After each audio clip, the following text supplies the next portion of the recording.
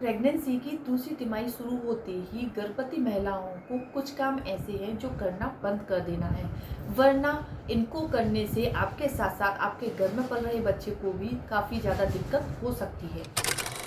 नमस्कार दोस्तों, मैं खुशबू तोमर एक बार फिर से स्वागत करती हूँ आपका प्रेगनेंसी से रिलेटेड एक और नई वीडियो में। जहाँ पर आज का वीडियो एक बार फिर से उन महिलाओं के लिए बहुत ही ज़्यादा यूजफुल होने वाला है जिनकी प्रेगनेंसी का अभी हाल ही में चौथा, पाँचवा या छठवां महीना शुरू हुआ है। क्योंकि ये जो महीने हैं ना, वो गर्भवती महिला के लिए बहुत ही ज़्यादा खास होती है। इन दिनों क्या है कि उनके शरीर में कुछ नए एहसास, कुछ नए बदलाव उन्हें महसूस हो सकती है, जो कि कई बार कुछ महिलाओं के लिए नॉर्मल होती है, वही कुछ महिलाओं के लिए थोड़ी परेशानी लेकर भी आती है। तो अगर ये आपकी पहली प्रेगनेंसी है तो इस दौरान आपको किन बातों का ख्याल रखना है, क्या क्या बदलाव आपको महसूस होने वाले हैं, इन सारी बातों को जानने के लिए आप वीडियो को पूरा जरूर देखिए। चैनल पर पहली बार विजिट कर रहे हैं तो प्रेगनेंसी से रिलेटेड और भी जानकारी लेने के लिए आप चैनल को सब्सक्राइब करके बेल आइकन को प्रेस करना बिल्कुल भी ना भूलें। तो चलिए फ्रेंड्स, बिना देरी किए हुए फटाफट से वीडियो को स्टार्ट कर लेते हैं। प्रेगनेंसी की दूसरी तिमाही, इससे क्या है कि प्रेगनेंसी का गोल्डन फेज भी माना जाता है। इन दिनों क्या है कि आपको अपने बच्चे की पहली मूवमेंट्स भी फील होने लग जाती है। अक्सर महिलाओं को पाँचवें छठवें महीने से अपने बच्चे की हलचल महसूस होने लग जाती है, और ये हलचल आपको इतना अच्छा एहसास कराती है कि आप इसको किसी से बयान नहीं कर सकते। क्योंकि फ्रेंड्स, मेरी भी प्रेगनेंसी की दूसरी तिमाही चल रही है। अभी हाल ही में मुझे बच्चे की मूवमेंट्स फील होना शुरू हुई है। तो देखिए, ये जो एहसास है ना, वो इतना खास होता है कि जैसे आपको भूख लगी है तो आप नॉर्मली क्या है कि सोचते हैं कि थोड़ी देर से खा लेंगे, लेकिन जब बच्चा हलचल करना शुरू करता है ना, यानी कि बच्चा जब ग्रो करता है आपका, तो जब आपको भूख लग रही होती है तो आपके पेट में लात मारना शुरू कर देता है और आपको बैठने उठने में दिक्कत होगी ही। तो आपको ऐसा लगेगा कि अब आपको कुछ खा लेना चाहिए, यानी कि आपको एहसास होता है कि आप खुद भूखे नहीं है, आपके साथ साथ आपकी जो नन्ही सी जान है वो भी भूखी है, उसको भी कुछ खाना है। तो क्या है कि अपने बच्चे के बारे में सोचकर आप भी कुछ ना कुछ खाने का ट्राई करेंगे, हेल्दी खाएंगे, जिससे कि बच्चे की ग्रोथ अच्छे से हो। तो प्रेगनेंसी के दौरान जो बच्चे की हलचल होती है ना, वो कई ज़्यादा फायदे लेकर भी आती है और बहुत ही खूबसूरत एहसास देने वाली होती है। चलिए, इस दौरान आपको क्या क्या बदलाव महसूस होने वाले हैं उनके बारे में भी चलिए बात करते हैं।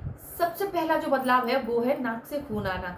जी हाँ, प्रेगनेंसी की दूसरी तिमाही आते आते मैंने पहले ही बताया है कि अब तक आपका बच्चा भ्रूण से लेकर बच्चे की पोजीशन में आ जाता है। अब बच्चे के आँख, कान, नाक, सिर सारी चीज़ें बनने लग जाती हैं, हाथ पैर की उंगलियां बनने लग जाती हैं, उसकी जो बॉडी की शेप है वो डेवलप होने लग जाती है। अब आपका बच्चा घूमने लग जाता है। आपका बच्चा जब पेट में घूमने लग जाता है तो इस दौरान आपके शरीर में ब्लड क्या है कि तेजी से बनता है। तो ब्लड सर्कुलेशन जब तेज होता है तो इसका इफेक्ट आपके शरीर के दूसरे अंगों पर भी पड़ता है।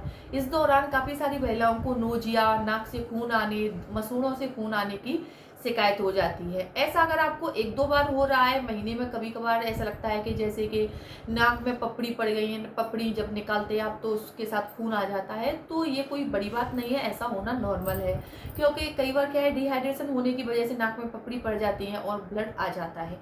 लेकिन अगर ऐसा आपको लगातार हो रहा है, यानी कि खून बहुत ज़्यादा निकल रहा है जो रुक नहीं रहा है, तो ये खतरा पैदा कर सकता है। इसीलिए ऐसा होने पर तुरंत ही डॉक्टर से संपर्क करें।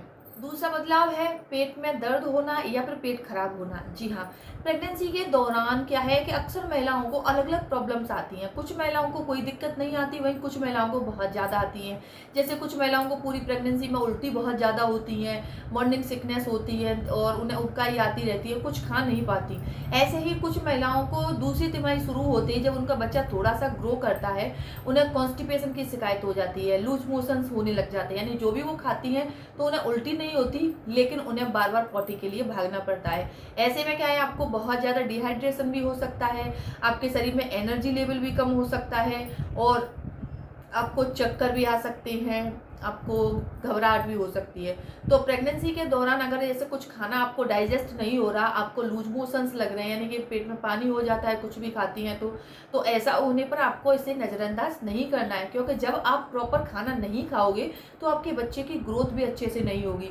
बच्चे के बारे में, अपने बारे में, दोनों के बारे में आपको ही सोचना है। इसीलिए ऐसी समस्या आने पर आपको तुरंत ही डॉक्टर से संपर्क करना है और इसका इलाज लेना है, जिससे कि बच्चे की ग्रोथ पर किसी भी तरह का कोई बुरा प्रभाव ना पड़े।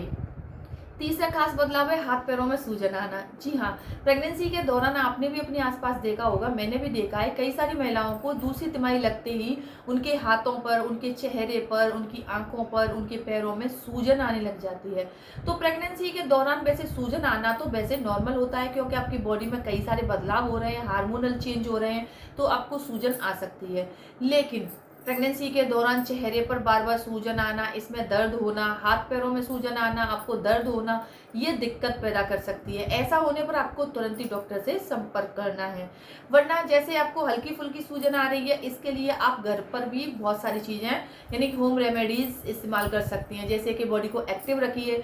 कई बार क्या है कि बहुत ज़्यादा टाइम तक आप बैठे रहते हैं, बेड रेस्ट बहुत ज़्यादा कर रहे हैं, फिर आप थोड़ा सा चल फिर लेते हैं, तो इससे भी थोड़ी सी सूजन आ जाती है। जैसे आप प्रेगनेंसी में थोड़ी सी एक्टिव रहती हैं या फिर बेड रेस्ट बहुत ज़्यादा कर रही हैं, आपको सूजन आ रही है, तो इसके लिए क्या है कि अपने हाथ पैरों की हल्के हाथों से मसाज करते रहिए, गुनगुने पानी में डालकर रखिए, इससे भी आपको बहुत ज़्यादा आराम मिल जाता है। तो प्रेगनेंसी में अगर सूजन आ रही है तो आपको अपने डॉक्टर से बात करते रहना चाहिए। कई बार क्या है कि शरीर में पानी की कमी आने से या फिर दूसरी विटामिन की कमी आने से भी सूजन आ सकती है, तो इससे आपके घर में पल रहे बच्चे को किसी भी तरह का बुरा असर ना हो, इसके लिए आपको डॉक्टर से संपर्क करते रहना है। चौथा बदलाव है सोने में दिक्कत आना। जी हाँ, कई सारी महिलाओं को प्रेगनेंसी की दूसरी तिमाही आते ही यानी कि 5वां 6वां महीना आते ही सोने में दिक्कत आती है। कई बार क्या है, जैसे वो सो जाती हैं तो उन्हें करवट बदलने में प्रॉब्लम होती है, और रात में जैसे कि पेशाब आ रहा है, प्रेगनेंसी में बार बार पेशाब आता है, पानी पीते हैं तो उसके बाद आपको 2 से 3 बार पेशाब करने के लिए जाना पड़ता है,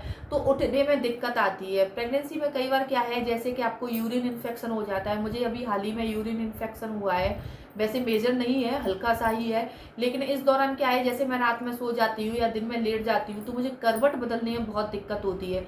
मुझे मेरे यूट्रस वाले हिस्से में यानी कि मेरा जो पेल्विक एरिया है वहाँ पर बहुत ज़्यादा दर्द होता है। जब मैं करवट बदलती हूँ या बैठी होती हूँ तो रात में बैठने में मेरी आंखों से आंसू निकल जाते हैं, दर्द रहता है बहुत ज़्यादा। तो प्रेगनेंसी में ऐसी दिक्कतें आपके साथ भी हो सकती हैं। ऐसा होने पर आपको डॉक्टर से ट्रीटमेंट लेना है, क्योंकि मेरा ट्रीटमेंट भी चल रहा है। मैं भी हफ्ते में डॉक्टर के पास जाती हूँ, उनसे सलाह लेती हूँ कि अगर ऐसा हो रहा है तो मुझे क्या करना चाहिए। ऐसे में मुझे तो बस यही सलाह दी गई है कि मुझे अपने पैरों वाले हिस्से को थोड़ा सा ऊंचा रखना है, कमर वाले हिस्से को थोड़ा ऊंचा रखती हूँ तो इससे थोड़ा सा दर्द कम होगा।